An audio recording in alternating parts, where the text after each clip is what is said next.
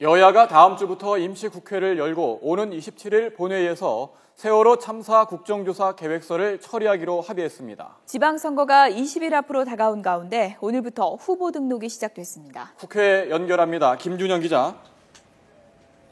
네, 국회에 나와 있습니다. 네, 먼저 여야가 합의한 내용부터 전해주시죠. 네, 여야는 다음 주 월요일인 오늘 19일부터 한 달 동안 임시국회를 열기로 했습니다. 또 20일 본회의에서 세월호 참사 국정조사 계획서를 보고하고 특위를 구성한 뒤 오는 27일 국회 본회의에서 국정조사 계획서를 처리하기로 했습니다. 아울러 20일과 21일 이틀 동안 본회의를 열어 총리 이하 관계 장관들을 출석시켜 세월호 참사 등과 관련한 긴급 현안 질의도 하기로 했습니다. 이와 함께 19일부터 하반기 국회원 구성을 위한 협의를 시작해 27일 본회의에서 국회의장단과 상임위원장, 상설특위위원장 선거를 하기로 했습니다. 새누리당 이완구, 새정치민주연합 박영선 원내대표는 오늘 오후 국회에서 만나 이 같은 내용에 합의했습니다. 네, 이제 6.4 지방선거 20일 앞으로 다가왔습니다. 후보 등록도 시작됐는데요. 여야 움직임이 바빠졌죠? 네, 그렇습니다. 오늘부터 후보자 등록이 시작되면서 본격적인 선거 레이스가 시작됐습니다. 먼저 새누리당 정몽준 서울시장 후보는 내일 후보 등록을 하기로 하고 일단 오늘은 스승의 날을 맞아 모교인 중앙고를 찾아 교사들을 격려하고 후배인 재학생들을 만났습니다. 정 후보는 새정치민주연합 소속인 박원순 후보에 대한 공세에 나섰습니다. 박 후보가 시작한 역사 관련 연구소가 우리나라 좌편향 교과서의 본류라고 생각한다고 밝혔습니다.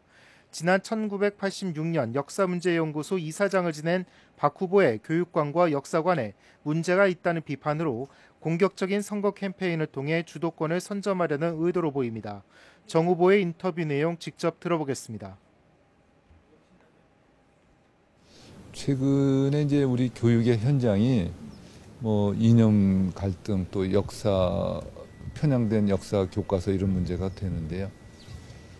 박원순 시장이 시작한 역사 관련 연구소가 우리나라 좌편향 교과서의 아주 본류라고 저는 생각을 해요. 새정치민주연합 소속 박원순 서울시장 후보는 오늘 서울시 선관위에 후보 등록을 했습니다. 이에 따라 시장 직무는 오늘부터 정지됐습니다. 박 후보는 오늘 오전 서울시청에서 공식 출마 선언을 했습니다.